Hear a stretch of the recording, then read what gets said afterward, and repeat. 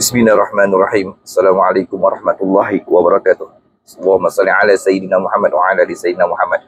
Alhamdulillah wa syukurillah. Satu perkongsian daripada saya berdasarkan orang kata pengalaman, berdasarkan apa yang disampaikan kepada saya oleh guru-guru yang muktabar.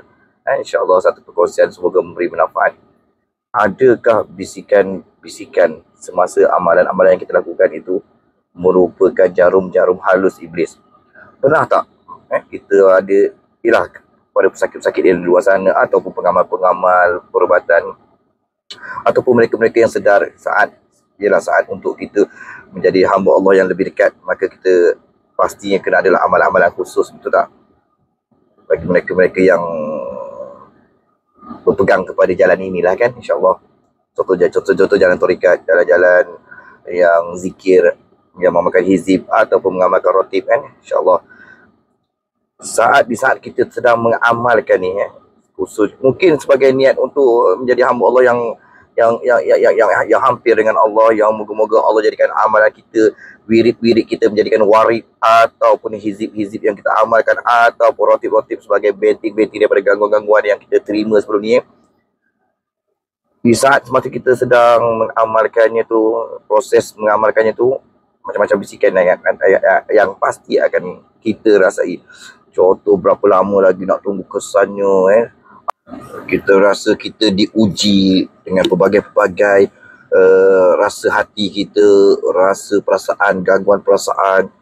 Contoh, bilakah amalan-amalan kita ni nak memberi kesan, ataupun yang lebih dahsyat, kita akan rasa timbul riak, timbul rasa amal ibadat kita ni amal ibadat yang telah orang kata telah menjadikan kita lebih makam naik lah kononnya kan. Sebab tu kita akan nampak orang-orang lain ni tak kena ini, tak kena ni, tak kena. Itu sebenarnya adalah jarum-jarum halus iblis syaitan, yang mana cara mereka untuk membuatkan kita punya nawaitu, kita asal untuk lillahi ta'ala, sebagai pengharapan kepada Allah untuk jadikan dinding benting, maka hancur berkecai.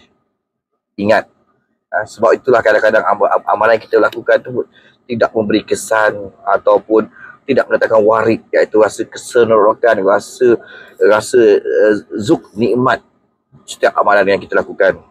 Ini berdasarkan kepada pemerhatian dan juga berdasarkan pengalaman spiritual dalam bidang kerohanian yang tidak banyak lah.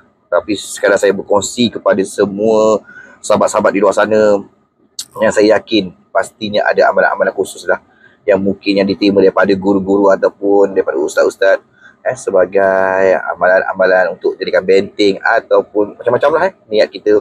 Tapi ingat, saya besar sekali lagi pada diri saya, jaga kepada sahabat-sahabat semua, buatlah satu benda tu lillahi ta'ala, jadikan amalan tu kerana Allah Ta'ala, nescaya perlindungan ataupun rezeki ataupun kebahagiaan dia seperti magnet, insyaAllah. Bila Allah redha, pasti awak akan dapat 5 dalam 1, 6 dalam 1, 7 dalam 1. Tak payah kerja yang satu, insyaAllah. InsyaAllah. Jadi semoga pukul saya kali ini memberi manfaat kepada semua, insyaAllah. Yang belum lagi subscribe channel, ataupun yang masih lagi belum lagi follow, maka follow lah, insyaAllah. Semoga dapat beri manfaat. Assalamualaikum warahmatullahi wabarakatuh.